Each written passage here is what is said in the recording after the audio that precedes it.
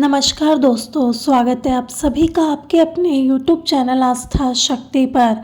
आज हम आप सभी के लिए लेकर आए हैं बृहस्पतिवार व्रत कथा यानी गुरुवार व्रत कथा पूरी सुनिएगा और प्लीज़ चैनल को सब्सक्राइब करिएगा। भारतवर्ष में एक प्रतापी और दानी राजा राज करता था। वह नित्य गरीबों और ब्राह्मणों की सहायता करता था। यह बात उसकी रानी को अच्छी नहीं लगती थी।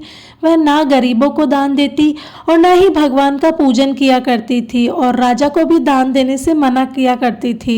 एक दिन राजा शिकार खेलने के लिए वन को गए तो रानी महल में अकेली थी। उसी समय बृहस्पति देव साधु के वेश में राजा के महल में भिक्षा के लिए आए और भिक्षा मांगी। रानी ने भिक्षा देने से इनकार किया और कहा, हे साधु महाराज, मैं तो दान और पुण्य से तंग आ चुकी हूँ। मेरे पति सारा धन लुटाते रहते हैं। मेरी इच्छा है कि हमारा धन ही नष्ट हो जाए, ना फिर रहेगा बांस और ना ही बजेगी बांसुरी। साधु ने कहा, हे देवी, तुम बड़ी विचित्र हो। धन और संतान तो सभी चाहते हैं, पुत्र और लक्ष्मी तो पापी के घर भी होने चाहिए। यदि तुम्हारे पास अधिक है तो भूखों को भोजन दो, प्यासों के लिए प्याऊ बनवाओ, मुसाफिरों के लिए धर्मशालाएं खुलवाओ और जो निर्धन है, अपनी कुंवारियों का विवाह नहीं कर सकते, उनका विवाह करा दो। ऐसे कई काम है जिनका करने से तुम्हारा यश लोक परलोक तक फैलेगा। परंतु रानी पर उपदेश का कोई प्रभाव नहीं पड़ा। वह बोली, महाराज, आप मुझे न समझाए, मैं ऐसा धन नहीं चाहती जो हर जगह बांटती फिरूं। साधु ने उत्तर दिया, यदि तुम्हारी ऐसी ही इच्छा है तो तथास्तु। तुम ऐसा करना, बृहस्पतिवार के दिन घर लीप कर पीली माटी से अपना सिर धोकर स्नान करना, बट्टी चढ़ाकर कपड़े धोना। ऐसा करने से आपका सारा धन नष्ट हो जाएगा। इतना कहकर वह साधु महाराज वहां से अंतर्धान हो गए। साधु के अनुसार कई बातों को पूरा करते हुए रानी को केवल 3 बृहस्पतिवार ही बीते थे कि उसकी समस्त धन संपत्ति नष्ट हो गई। भोजन के लिए राजा का परिवार तरसने लगा। तब एक दिन राजा ने रानी से बोला, हे रानी, तुम यहीं संतोष से रहो। मैं दूसरे देश को जाता हूँ क्योंकि यहाँ पर सभी लोग मुझे जानते हैं, इसलिए मैं कोई छोटा कार्य भी नहीं कर सकता। ऐसा कहकर राजा प्रदेश चले गए। वहां वह जंगल की सारी लकड़ियां काटते और शहर में बेचते। इस तरह वह अपना जीवन व्यतीत करने लगे। इधर राजा के प्रदेश जाते ही रानी और दासी और दुखी रहने लगी। एक बार जब रानी और दासी को 7 दिन बिना भोजन के रहना पड़ा तो रानी ने अपनी दासी से कहा, हे दासी, पास ही के नगर में मेरी बहन रहती है। वह बड़ी ही धनवान है। तू उसके पास जा और कुछ ले आता ताकि थोड़ा कुछ गुजर बसर हो सके। दासी रानी की बहन के पास गई और उस दिन गुरुवार का दिन था। रानी की बहन उस समय बृहस्पति व्रत की कथा सुन रही थी। दासी ने रानी की बहन को अपनी रानी का संदेश दिया, लेकिन रानी की बड़ी बहन ने कोई उत्तर नहीं दिया। जब दासी को रानी की बहन से कोई उत्तर नहीं मिला तो वह बहुत दुखी हुई और उसे बहुत क्रोध भी आया। दासी ने वापस आकर रानी को सारी घटना बता दी। सुनकर रानी ने अपने भाग्य को कोसा। उधर रानी की बहन ने सोचा कि मेरी बहन की दासी आई थी, परंतु मैं उससे नहीं बोली, इससे वह बहुत दुखी हुई होगी। कथा सुनकर और पूजा समाप्त करके वह अपनी बहन के घर आई और कहने लगी, हे बहन, मैं बृहस्पतिवार का व्रत कर रही थी। तुम्हारी दासी मेरे घर आई थी, परंतु जब तक कथा होती है तब तक ना तो उठते हैं और ना ही कुछ बोलते हैं, इसलिए मैं नहीं बोली। क्यों दासी, क्यों गई थी? रानी बोली, बहन, तुमसे क्या छिपाऊं, हमारे घर में खाने तक को भी अनाज नहीं है। ऐसा कहते कहते रानी की आंखें भर आई। उसने दासी समेत पिछले 7 दिनों से भूखे रहने की बात भी बता दी। अपनी बहन को विस्तार पूर्वक सुनाकर रानी की बहन बोली कि बहन, भगवान बृहस्पति देव सबकी मनोकामना पूर्ण करते हैं। देखो, शायद तुम्हारे घर में भी अनाज रखा हो। पहले तो रानी को विश्वास नहीं हुआ, पर बहन के आग्रह करने पर उसने अपनी दासी को अंदर भेजा तो उसे सचमुच एक अनाज से भरा हुआ घड़ा मिला।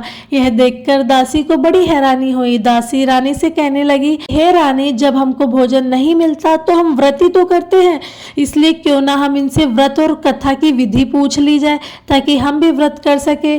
तब रानी ने अपनी बहन से बृहस्पतिवार व्रत के बारे में पूछा। उसकी बहन ने बताया, बृहस्पतिवार के व्रत में चने की दाल और मुनक्का से भगवान विष्णु का केले की जड़ में पूजन करे तथा दीपक जलाए, व्रत कथा सुने और पीला भोजन ही करे। इससे बृहस्पति देव प्रसन्न होते हैं। और व्रत और पूजन विधि बतलाकर रानी की बहन अपने घर को लौट गई। 7 दिन बाद जब गुरुवार आया तो रानी और दासी ने व्रत रखा, गशाल में जाकर चना और गुड़ लेकर आई और फिर उसे केले की जड़ तथा भगवान विष्णु का पूजन किया। अब पीला भोजन कहाँ से आए, इस बात को लेकर दोनों बहुत दुखी थे, क्योंकि उन्होंने व्रत रखा था। इसलिए बृहस्पति देव उनसे प्रसन्न थे। इसलिए वह एक साधारण व्यक्ति के रूप में आए और 2 थालों में पीला सुंदर सा भोजन लेकर दासी को दिया। भोजन पाकर दासी बहुत प्रसन्न हुई और प्रणाम करके रानी के साथ मिलकर भोजन ग्रहण किया।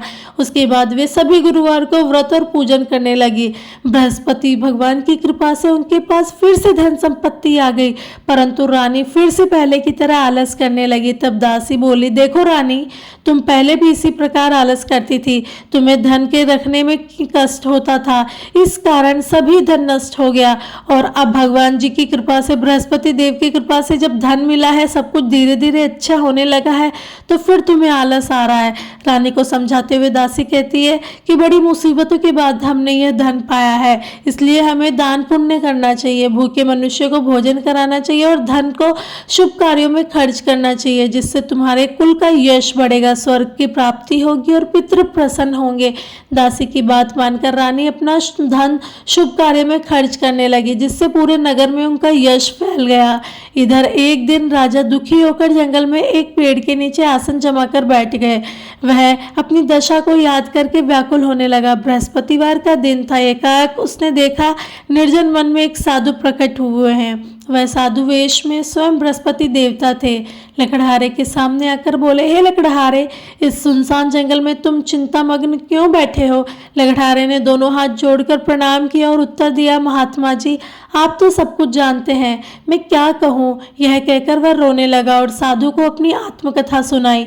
महात्मा जी ने कहा, तुम्हारी स्त्री ने बृहस्पति देव के दिन बृहस्पति भगवान का निरादर किया, जिसके कारण रुष्ट होकर उन्होंने तुम्हारी दशा ऐसी कर दी। अब चिंता को दूर करके मेरे कहने पर तुम सभी के कष्ट दूर हो जाएंगे और भगवान पहले से अधिक संपत्ति देंगे। तुम बृहस्पतिवार के दिन कथा सुनो और व्रत किया करो। 2 पैसे के चने मुनक्का लाकर उनका प्रसाद बनाओ और शुद्ध जैसे लोटे के शक्कर में मिलाकर अमृत तैयार करो। कथा के पश्चात अपने सारे परिवार और सुनने वाले प्रेमियों में अमृत व प्रसाद बांटकर आप भी ग्रहण करो। ऐसा करने से भगवान सभी मनोकामनाओं को पूर्ण करेंगे। साधु के ऐसे वचन सुनकर लकड़हारा बोला, हे प्रभु, मुझे लकड़ी बेचकर इतना पैसा भी नहीं मिलता जिससे मैं भोजन के उपरांत कुछ बचा सकूं। मैंने रात में अपनी स्त्री को व्याकुल देखा है, मेरे पास कुछ भी नहीं है जिससे मैं उसकी खबर मंगा सकूं। साधु ने कहा, लड़के, तुम किसी बात की चिंता मत करो। बृहस्पतिवार के दिन रोजाना की तरह लकड़ियां बेचकर शहर को जाओ और तुमको जो रोज से दुगना धन प्राप्त होगा, जिससे तुम भली भांति भोजन कर लोगे तथा बृहस्पति देव के सामान भी आ जाएगा। इतना कहकर साधु अंतर्धान हो गए। धीरे धीरे समय व्यतीत होने पर फिर वही ब्रजोदर का दिन आया।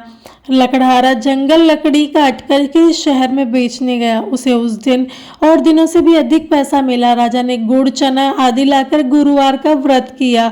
उस दिन से उसके सभी कलेश दूर हुए, परंतु जब दोबारा गुरुवार का दिन आया तो बृहस्पतिवार का व्रत करना भूल गया। इस कारण बृहस्पति भगवान नाराज हो गए। उस दिन उस नगर के राजा ने विशाल यज्ञ का आयोजन किया था तथा यह शहर में घोषणा करा दी कि कोई भी मनुष्य अपने घर में भोजन न बनावे, न आग जलावे। समस्त जनता मेरे यहाँ ही भोजन करने आवे। इस आज्ञा को जो न मानेगा उसे फांसी की सजा दे दी जाएगी। इस तरह की घोषणा संपूर्ण नगर में करवा दी गई। राजा की आज्ञा के अनुसार शहर के सभी लोग भोजन करने गए, लेकिन लकड़हारा थोड़ा देर से पहुंचा। इससे राजा उसे अपने साथ ले गए और घर ले जाकर भोजन करा रहे थे तो रानी की दृष्टि उस खूंटी पर पड़ी जिस पर उसका हार लटका हुआ था। वह वहां पर नहीं दिखाई दिया। रानी ने निश्चय किया कि मेरा हार इस मनुष्य ने चुरा लिया है। उसी समय सिपाहियों को बुलवाकर उसे कारागार में डलवा दिया गया। जब लकड़हारा कारागार में पड़ा रहा और बहुत दुखी होकर विचार करने लगा, ना जाने मैंने कौन से पूर्व जन्म में ऐसे कर्म किए थे जिससे मुझे ऐसा दुख प्राप्त हुआ। और उसी साधु को याद करने लगा जो कि जंगल में मिला था। उसी समय तत्काल बृहस्पति देव साधु के रूप में प्रकट हुए और उसकी दशा को देखकर कहने लगे, अरे मूर्ख, तूने बृहस्पति देवता की कथा नहीं करी, इस कारण तुझे बार बार दुख प्राप्त हो रहा है। अब चिंता मत कर, बृहस्पतिवार के दिन कारागार के दरवाजे पर 4 पैसे पड़े मिलेंगे, उनसे तू बृहस्पति देव की पूजा करना और तो तेरे सभी कष्ट दूर हो जाएंगे। बृहस्पति के दिन उसे 4 पैसे पड़े मिले। लकड़हारे ने कथा कही और उसी रात बृहस्पति देव ने उस नगर के राजा को स्वप्न में कहा, हे राजन, तुमने जिस आदमी को कारागार में बंद कर दिया है वह निर्दोष है, वह राजा है, उसे छोड़ देना। रानी का हार उसी खूंटी पर लटका है, तू अगर ऐसा नहीं करेगा तो मैं तेरे राज्य और पुत्रादि सभी को नष्ट कर दूंगा। इस तरह रात के स्वप्न को देखकर राजा प्रातःकाल उठा और खूंटी पर हार देखकर लकड़हारे को बुलाकर क्षमा मांगी तथा लकड़हारे को योग्य सुंदर वस्त्र और आभूषण देकर विदा कर दिया। बृहस्पति देव की आज्ञा के अनुसार लड़का अपने नगर को चल दिया। राजा जब नगर के निकट पहुंचे तो उसे और भी अधिक आश्चर्य हुआ। नगर में पहले से अधिक बाग, गुलाब, तालाब, पुणे तथा बहुत से धर्मशाला, मंदिर सब बन चुके थे। राजा ने पूछा कि यह किसका बाग और धर्मशाला है। तब नगर के लोग कहने लगे, यह सब रानी और बांदी के हैं। तो राजा को आश्चर्य हुआ और गुस्सा भी आया। जब रानी ने खबर सुनी कि राजा आ रहे हैं तो उन्होंने दासी से कहा, हे दासी, देख राजा हम सबको कितनी बुरी हालत में छोड़ गए थे, हमारी ऐसी हालत देखकर वह लौट ना जाए, इसलिए तू दरवाजे पर खड़ी हो जा। आज्ञा के अनुसार दासी दरवाजे पर खड़ी हो गई। राजा आए तो उन्हें अपने साथ लेकर आई। तब राजा ने क्रोध करके अपनी रानी से पूछा कि यह धन तुम्हें कैसे प्राप्त हुआ। तब उन्होंने कहा, हमें यह धन बृहस्पति देव के व्रत के प्रभाव से प्राप्त हुआ। राजा ने निश्चय किया कि 7 रोज बाद सभी बृहस्पति देव का पूजन करेंगे, परंतु मैं प्रतिदिन दिन में 3 बार कहानी तथा रोज व्रत किया करूंगा। अब हर समय राजा के दुपट्टे में चने की दाल बंधी रहती थी तथा दिन में 3 बार कहानी कहता था। एक रोज राजा ने विचार किया कि चलो अपनी बहन के यहाँ हो आए। इस तरह निश्चय करके राजा घोड़े पर सवार हो अपनी बहन के यहाँ चलने लगा। मार्ग में उसने देखा कि कुछ आदमी एक मुर्दे को ले जा रहे हैं। उन्हें रोककर राजा कहने लगा, अरे भाइयों, मेरी बृहस्पतिवार की कथा सुन लो। वे बोले, हमारे यहाँ आदमी मर गया और तुझे अपनी कथा की पड़ी है। परंतु कुछ आदमी बोले, अच्छा कहो, हम तुम्हारी कथा भी सुन ले। राजा ने दाल निकाली और जब कथा आदि हुई तो मुर्दा उठकर हिलने लगा और जब कथा समाप्त हुई तो राम राम कह के मनुष्य खड़ा हो गया। आगे मार्ग में उसे किसान में खेत हल चलाता हुआ मिला। राजा ने उसे देखा और उससे बोला, अरे भाई, तुम मेरी बृहस्पतिवार की कथा सुन लो। किसान बोला, जब तक मैं तेरी कथा सुनूंगा तब तक मैं 4 हाथ नहीं जोत लूंगा। मैं अपनी कथा किसी और को सुना। इस तरह राजा आगे चलने लगा। राजा खट्टे बेल पछाड़ खाकर गिर गए तथा किसान के पेट में बड़ी जोर का दर्द होने लगा। उसी समय उसकी माँ रोटी लेकर आई। उसने ये जब देखा कि पुत्र से सवाल पूछा और बेटे ने सभी हाल कह दिया तो बुढ़िया दौड़ी दौड़ी उस घुड़सवार के पास गई और बोली कि बेटा, मैं तेरी कथा सुनूंगी, तो अपनी कथा मेरे खेत में चलकर कहना। राजा ने बुढ़िया के खेत पर जाकर कथा कही, जिसके सुनते ही बैल उठकर खड़े हो गए तथा किसान का पेट का दर्द भी बंद हो गया। राजा अपनी बहन के घर पहुंचा। बहन ने भाई की खूब मेहमानी की। दूसरे रोज प्रातःकाल राजा जागा तो वह देखने लगा सब लोग भोजन कर रहे हैं। राजा ने अपनी बहन से कहा, ऐसा कोई मनुष्य है जिसने अभी तक भोजन नहीं किया, मेरी बृहस्पतिवार की कथा सुन ले। बहन बोली, हे भैया, यह देश ऐसा ही है, पहले यहाँ के लोग भोजन करते हैं, बाद में अन्य काम करते हैं। अगर कोई पड़ोस में हो तो देख आओ। वह ऐसा कहकर देखने चली गई, परंतु उसे कोई भी ऐसा व्यक्ति नहीं मिला जिसने भोजन नहीं किया हो। अतः वह एक कुमार के घर गई जिसका लड़का बीमार था। उसे मालूम हुआ कि उनके यहाँ 3 रोज से किसी ने भोजन नहीं किया। रानी ने अपने भाई की कथा सुनने के लिए कुमार को कहा और वह तैयार हो गया। राजा ने जाकर बृहस्पतिवार की कथा कही, जिसको सुनकर उसका लड़का ठीक हो गया। अब तो राजा की प्रशंसा होने लगी। एक रोज राजा ने अपनी बहन से कहा, हे बहन, अब हम अपने घर को जाएंगे, तुम भी तैयार हो जाओ। राजा की बहन ने अपनी सास से कहा। सास ने कहा, चली जाओ, परंतु अपने लड़के को मत ले जाना, क्योंकि तेरे भाई की कोई औलाद नहीं है। बहन ने अपने भैया से कहा, भैया मैं तो चलूंगी, पर कोई बालक नहीं जाएगा। राजा बोला, जब कोई बालक ही नहीं जाएगा तो तुम भी चलकर क्या ही करोगी। बड़े दुखी मन से राजा अपने नगर को लौट आए। राजा ने रानी से कहा, हम निर्वंशी है, हमारा मुंह देखने का धर्म नहीं है। और उस दिन उसने कुछ भी भोजन नहीं किया। रानी बोली, हे प्रभु, बृहस्पति देव ने हमें सब कुछ दिया है, वे हमें औलाद भी अवश्य देंगे। उसी रात बृहस्पति देव ने राजा को स्वप्न में जाकर कहा, हे राजा, उठ, सभी सोच त्याग दे, तेरी रानी गर्भ से है। राजा की यह बात सुनकर बड़ी खुशी हुई। 9वें महीने में एक उसके सुंदर सी पुत्र पैदा हुआ। तब राजा बोला, हे रानी, स्त्री बिना पूजन के रह सकती है पर बिना कहे नहीं रह सकती। जब मेरी बहन आवे तो तुम उससे कुछ मत कहना। रानी ने सुनकर हाँ कर दिया। जब राजा की बहन ने शुभ समाचार सुना तो वह बहुत खुश हुई तथा बधाई लेकर अपने भाई के यहाँ आई। तभी रानी ने कहा, घोड़ा चढ़कर तो नहीं आई, गधा चढ़ी आई।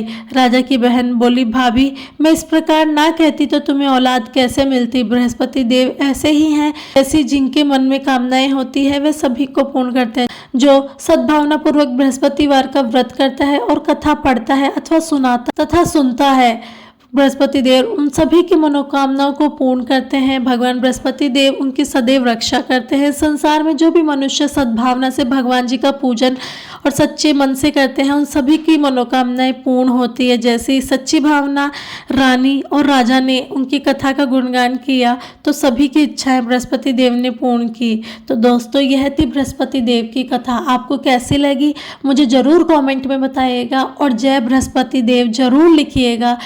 भगवान बृहस्पति देव आपकी सभी मनोकामनाएं पूर्ण करेंगे। और इस वीडियो को ज़्यादा से ज़्यादा शेयर करो और एक लाइक ज़रूर कीजिएगा बृहस्पति देव के नाम से।